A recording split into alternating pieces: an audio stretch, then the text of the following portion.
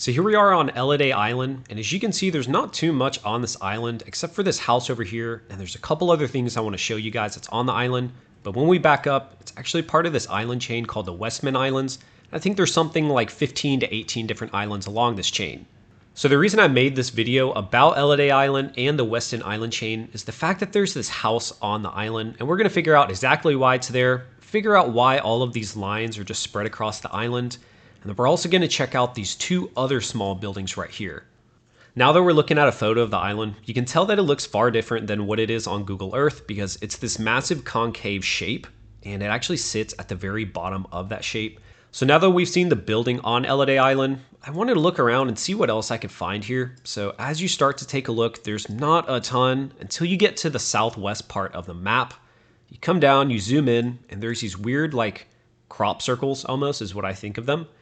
And then you start seeing these white dots plastered around. We've been looking at it from the top-down point of view, but once you move it to the side, you can see here that, yeah, it's nothing like the photo that I just showed you. It's almost flat, and it kind of goes in the other direction. It goes down instead of up. Let's actually figure out what's going on here. So I found this website. I'll leave it in the description like I always do, and it gives some decent information. So it's believed that the house was built by a billionaire to move to the island whenever an apocalypse would happen.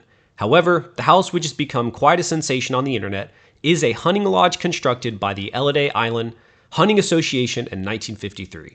The hunters used to regularly visit the island to hunt puffins. So there we go. Now we know a decent bit more. I can't imagine these are puffins. Puffins are really small. There's no way they'd come up on Google Earth, so I would just have to assume that they're goats or something.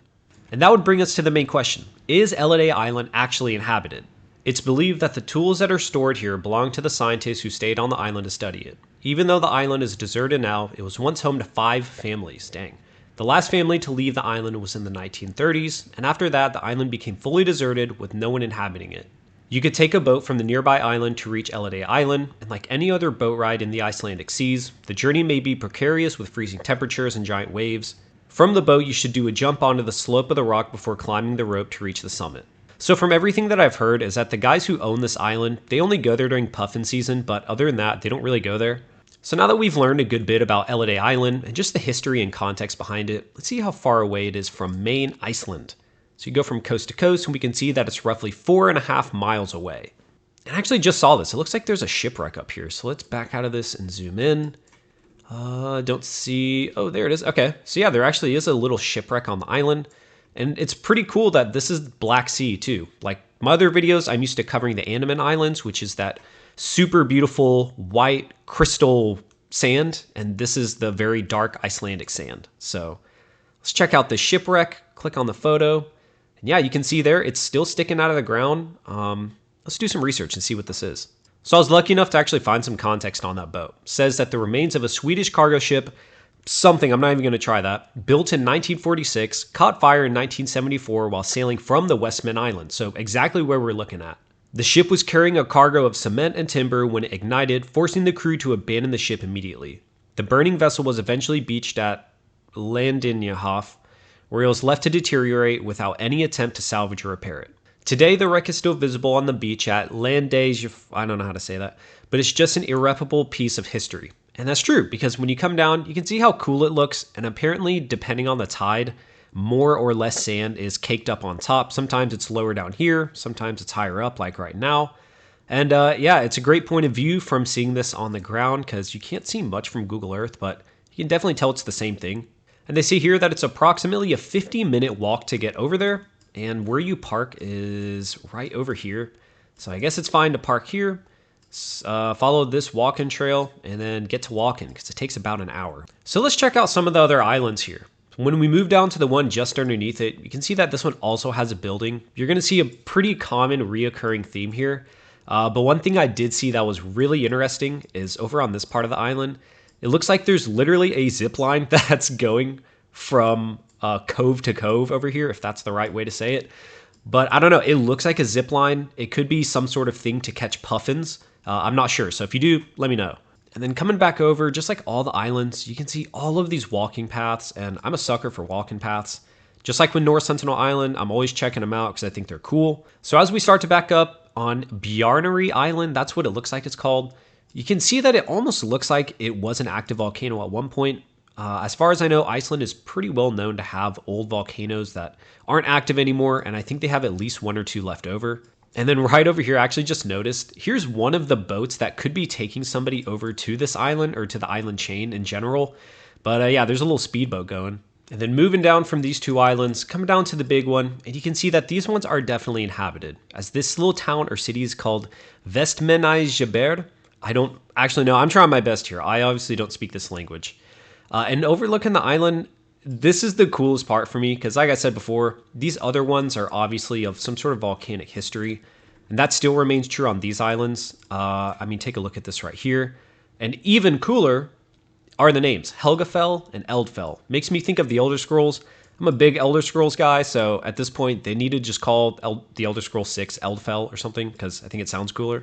So this place is actually large enough to have an airport, and it's not going to be like a massive airport. It's not LAX or anything, of course, but it's something that'll do the job. And I do question if a lot of the time they'll just fly out of mainland Iceland instead of flying out of this place, just in case they don't have certain flights. And over here, you can see that they have a beluga whale sanctuary, which is actually super cool. I wish you could see one sticking out of the water, but I don't think we'd ever be that lucky. I headed over to the website, and you can see that it's the world's first beluga whale sanctuary, which who would have known unless you actually clicked on this?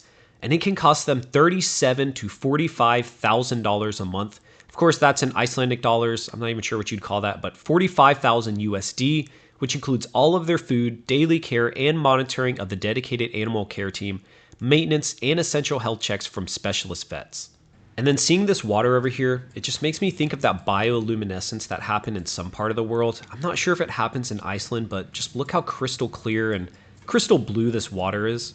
And as you go around the island, you're going to notice that there's plenty of points where it'll say puffin and shore views because this entire coast of the island is just littered with puffins.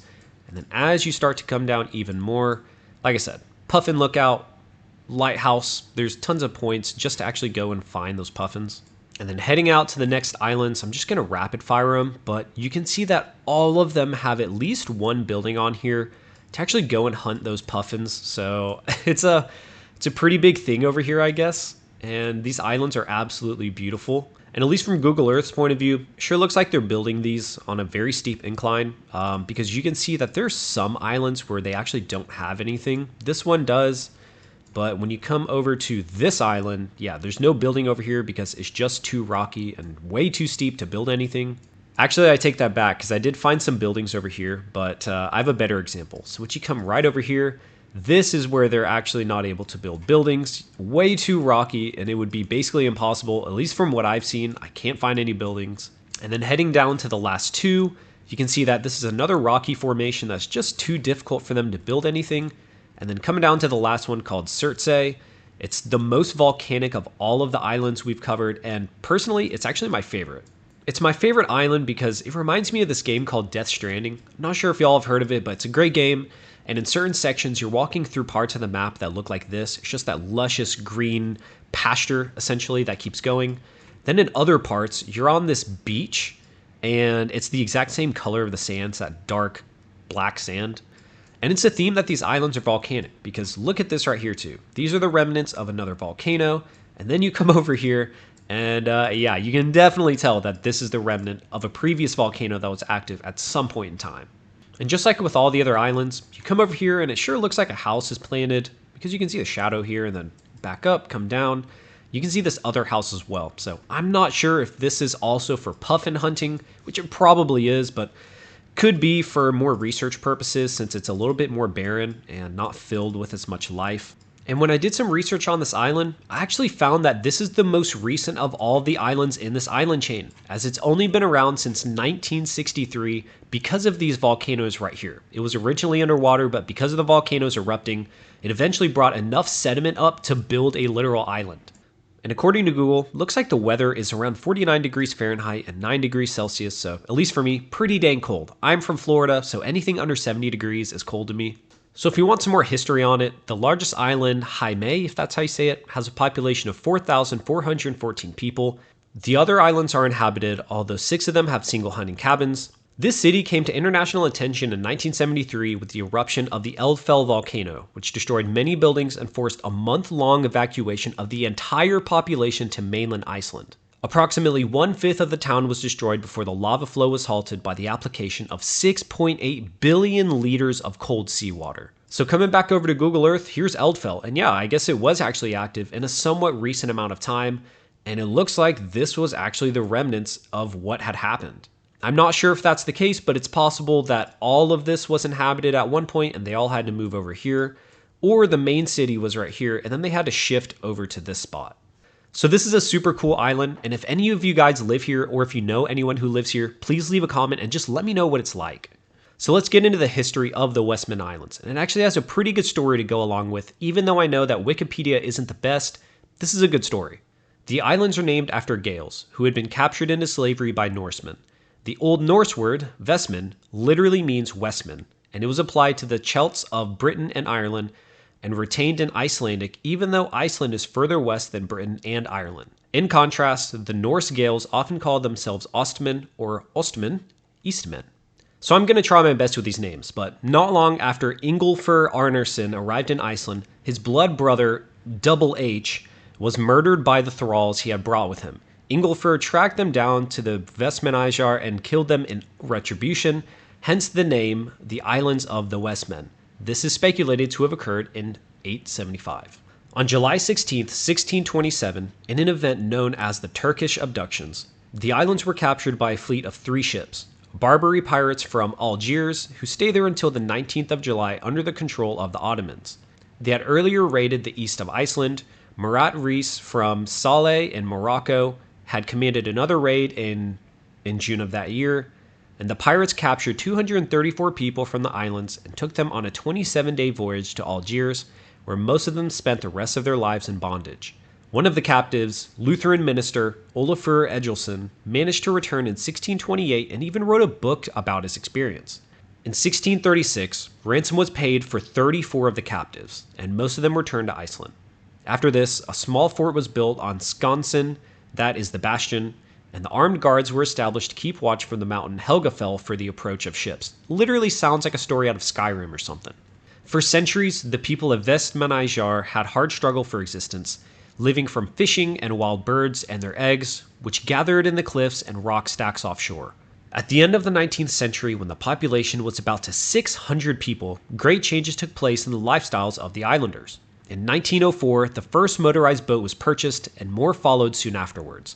And by 1930, the population had risen to 3,470. So in only 30 years, they got like another 3,000 people. They've been at the forefront of developments in fishing and seafood processing, and they're the most productive fishing center in the entire country. Shortages of fresh water was also a problem for a long time, but great improvement took place in 1968 when a pipeline was laid. The area is very volcanically active, just like I've showed you guys on Google Earth, like the rest of Iceland. There were 2 major eruptions in the 20th century. The eruption in 1963 that created the new island of Surtsey, and Eldfell eruption in January of 1973, which created 200-meter high mountain where a meadow had been, and caused the island's 5,000 inhabitants to be temporarily evacuated to the mainland. And as always, I want to thank you guys for watching all my videos. I really appreciate it. The next video I'm going to make is actually from subscribers, so I'm going to pick one of the comments that you guys have left in one of my videos. That's going to be the next one. We're going to have to see what it is, but I'm going to cover it, and hopefully it turns out good. So, as always, thank you guys for watching, and I'll see you guys in the next one. Peace.